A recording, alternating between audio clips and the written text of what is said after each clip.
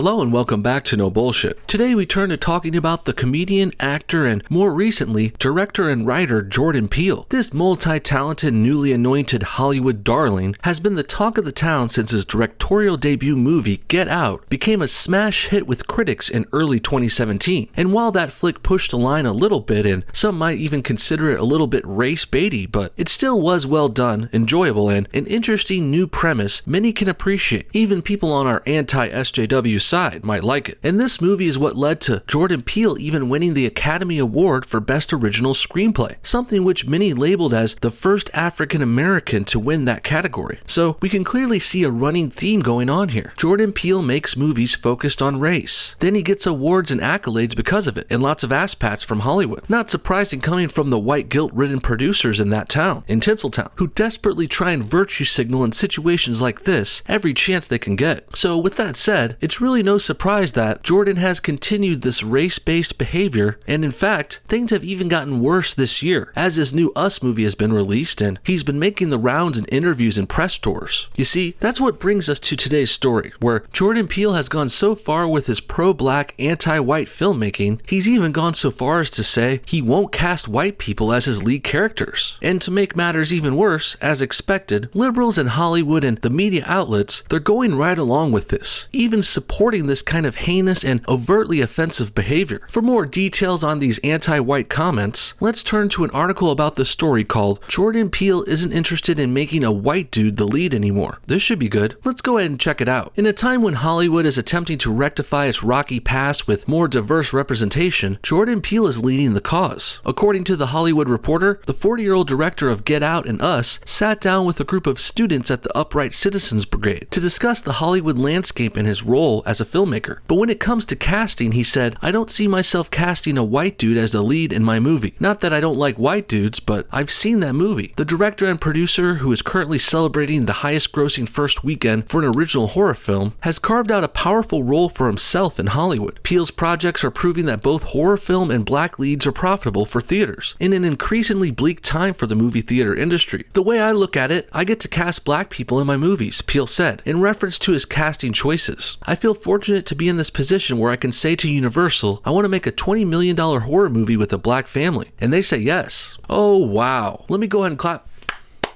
Congratulations, Mr. Peele. You made a movie with a black family. What a courageous feat you've accomplished there. I don't think that's ever been done before. Except, if you count movies like Soul Food, The Preacher's Wife, Bebe's Kids, Daughters of the Dust, A Raisin in the Sun, Are We There Yet? Are We Done Yet? Almost Christmas, and also dozens and dozens of Madea movies and appearances. So yeah, if you go ahead and ignore every other black family movie ever made in American history over all these years, then sure, you're really breaking new ground here, Jordan. The fact of the matter though is this: we already have lots of black-led movies, ones that were made years ago and ones that are still getting made now. So let's not pull a Black Panther here and pretend this is the first time this kind of thing has happened. It's not. And as for attempting to rectify Hollywood's rocky past, well, I would say that rocky past doesn't really exist, at least not in the way they're implying here. Just because there were a lot of white-led movies made 100 years ago doesn't mean America or Hollywood are racist bigots. Not even close. The US has more white actors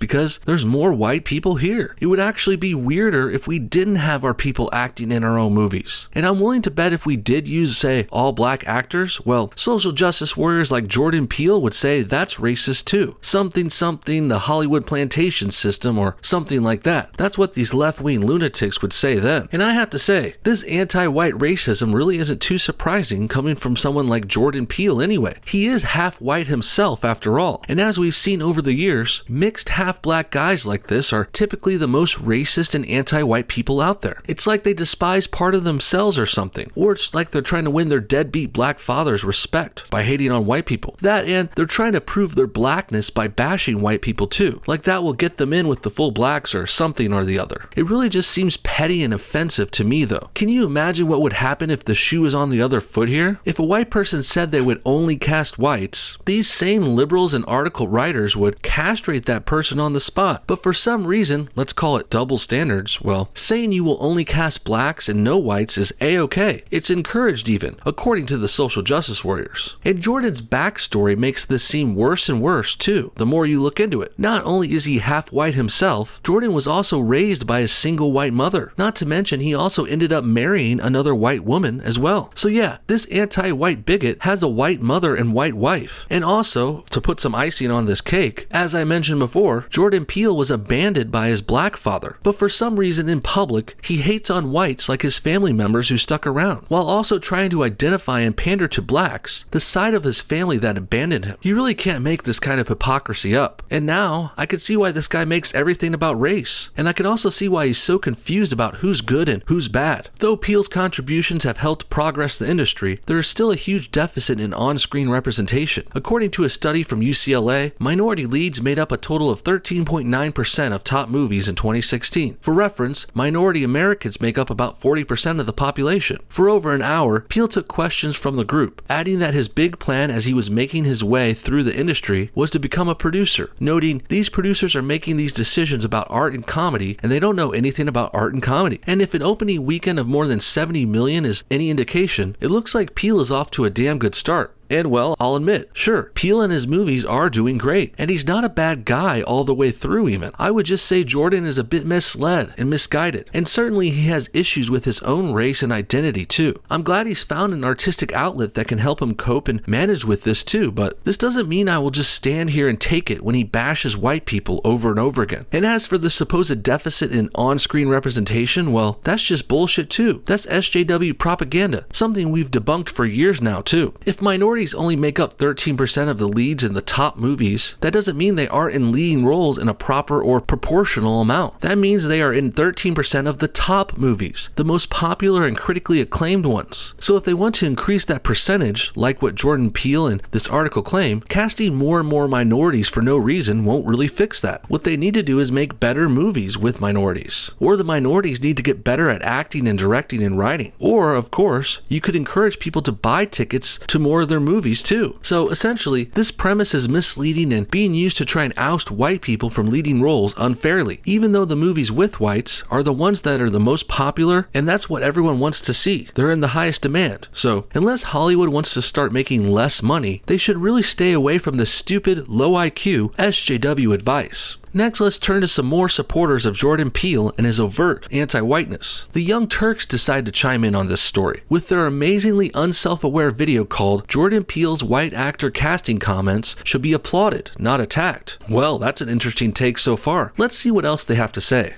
First of all, when white people were the stars in movies, the rationale that the studios used, so-called liberal Hollywood, which in fact financially was deeply conservative, and all of the right wing said was, hey, look, man, that's what makes money. Sorry, if black people made money, then all the stars would be black. Hollywood is liberal, Cenk, not conservative. I don't know where you're pulling this shit out of your ass from, but everything that's racist and wrong in the world doesn't always come from conservatives. I guess since they are claiming Hollywood is racist for casting mostly whites in the past, and at the same time Hollywood is also liberal, well, the Young Turks want to fix that by pretending it was supposedly conservatives in the film industry doing all the bad racist stuff. It was done by secret conservatives, according to them, but really it wasn't. And if Hollywood is really racist like how they claim it is, it was liberal Hollywood elites who were being racist here. I really don't think it was quite that racist at all. In fact, casting white people in a white country makes perfect sense, and it would not be seen as offensive in any other situation. Japanese movies cast Asians, Bollywood movies cast Indians, and so on and so forth, but once it's white people doing something for ourselves, well, radical leftists like the Young Turks and Cenk Uygur, they call that offensive, racist, white supremacy bullshit, when really it's not. Well, I got good news for you. Black people now make more money in movies.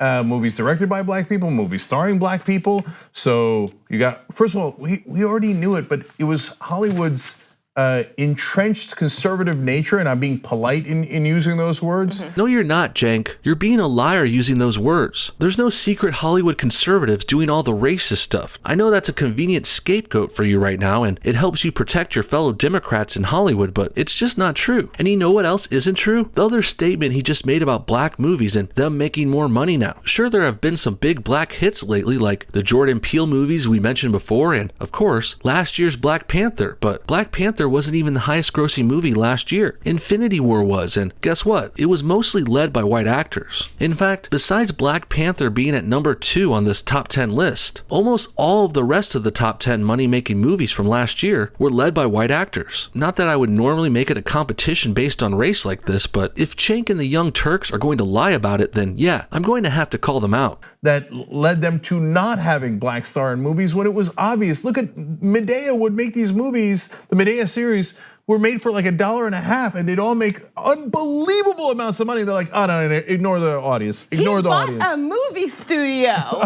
He is so successful. Are you guys sure about that? Because although the Medea movies are admittedly popular for their niche audience, they aren't exactly the biggest moneymakers out there. And I'm not doubting their creator Tyler Perry is filthy rich, but his last Medea movie only grossed about $50 million. And that's on a $25 million budget, so that's not really much in the grand scheme of things in Hollywood movies. Medea movies are still profitable, sure, and they're a reliable performer at the box office, but let's not pretend they're the biggest movies of all time either. Most people don't even know who Tyler Perry or Medea are. Unless you're a black American, these movies go way under your radar.